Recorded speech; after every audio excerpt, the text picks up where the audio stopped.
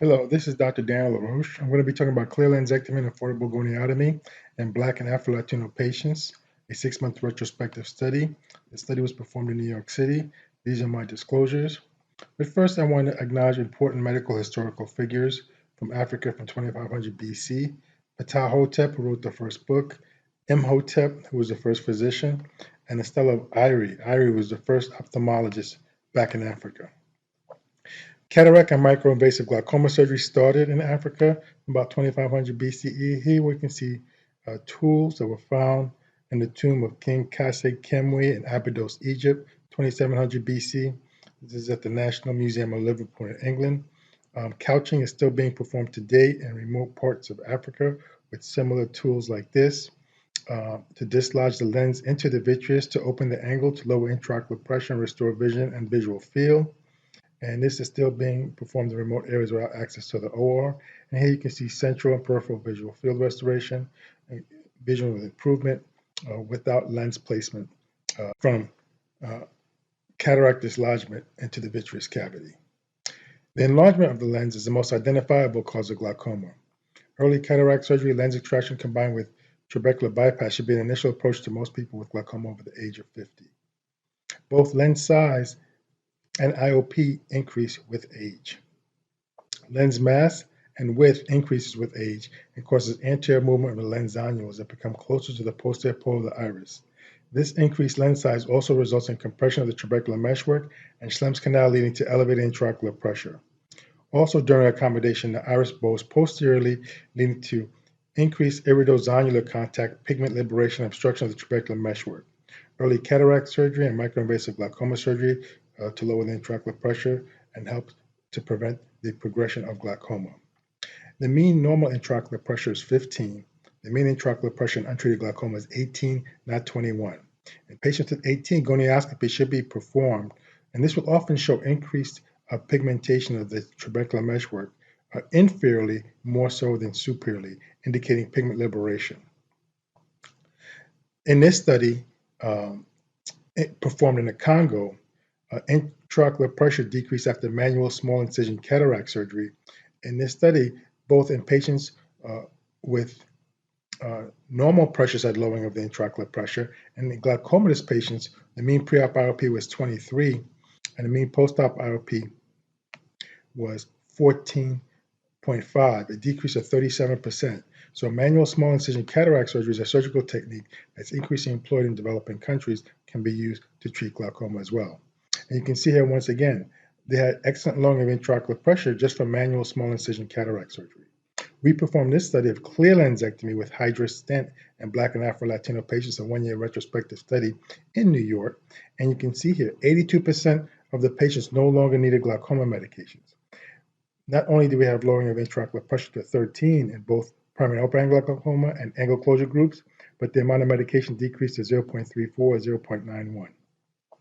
Now, in this study, looking at a cost-effective comparison of MIGS, you can see here that the Cahook dual blade was most cost-effective in this particular study of $495, but this is a single-use device. The purpose of this study was to determine the real-world efficacy of phacoemulsification, clear lens extraction, and goniotomy with a Sinskey hook in patients with primary open angle glaucoma. This was a single-centered retrospective study of predominantly Black and Afro-Latino patients that make up the patients in my practice in Harlem and Southeast Queens, and we used clear lens extraction and goniotomy with an affordable, reusable straight Sinskey hook. Patients who underwent the above procedure, we had 6-month follow-up, and investigated parameters included intraocular pressure, number of medications, visual acuity, and adverse events. And this is a Sinskey hook here with a 200 micrometer tip, and this is a video that shows the MVR blade used to make an incision. You can see the heavily pigmented trabecular meshwork in the open angle here. Schlemm's canal is exposed, and then I go in with the Sinskey hook and make a pass to the left to open up the canal. Then I make a pass to the right to open up the canal. This is after cataract surgery, and this is with the Katina disposable gonio lens. And after I remove the BSS, after I remove the viscoelastic, I place BSS in the eye, and you can see blanching of the aqueous vessels.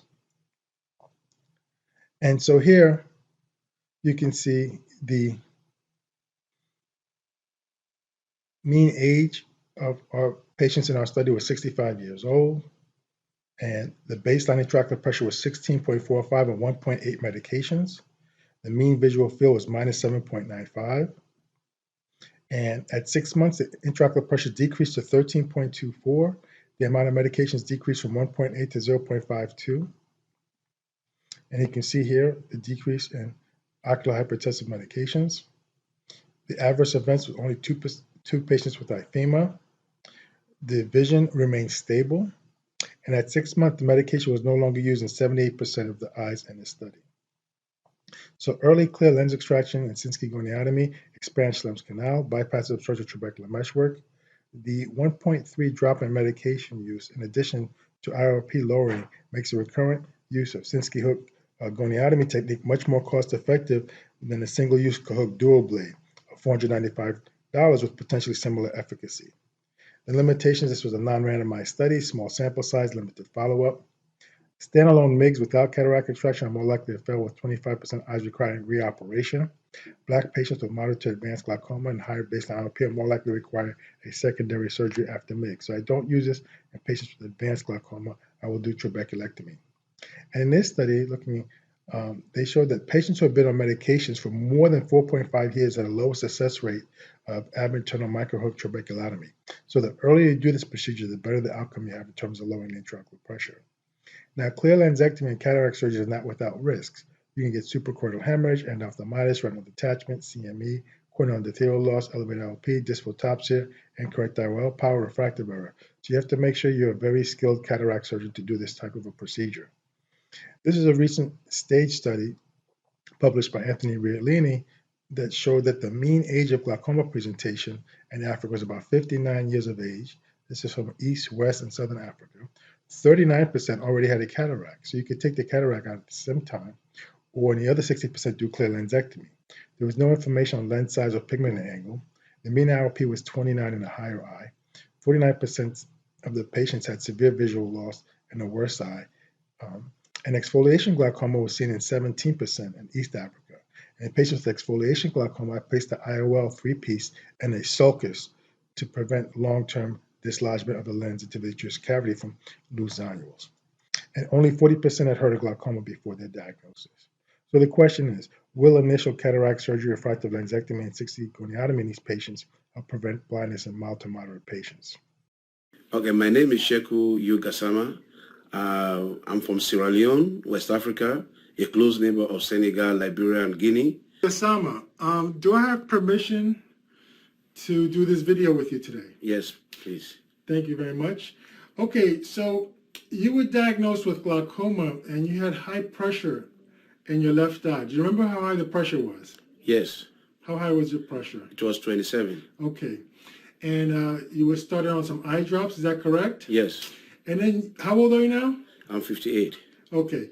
And we offered you removal of the lens and angle surgery to lower the pressure. And how has your pressure been afterwards? 15. 15. Are you taking any eye drops in that left eye? Yes.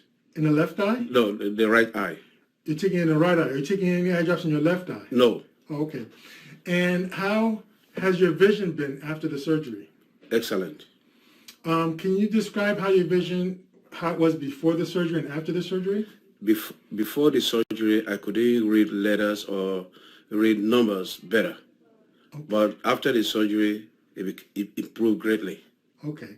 Now, in your right eye, how do you feel about taking an eye drop in the right eye? I feel so good about it, and I'm looking forward for the next surgery. Okay. Do you want to have surgery to have to stop taking the eye drops in the right eye? Yes, please. Okay. Okay. And so you want to do the lens removal and the drainage procedure to lower the pressure? Yes, please. Okay. Thank you. In conclusion, this study demonstrates the excellent efficacy and safety of clear lensectomy and Sinskey goniotomy in reducing the medication burden while maintaining low IOPs in Black and Afro-Latino patients with glaucoma. This is a very affordable option for MIGS both in the United States and throughout the world. This should be considered as initial therapy in patients over 50 with glaucoma with highly skilled surgeons for uncomplicated cataract surgery, clear lens extraction, and angle surgery. Further research is required for this, and M6 as an initial approach to glaucoma in patients over 50. Thank you.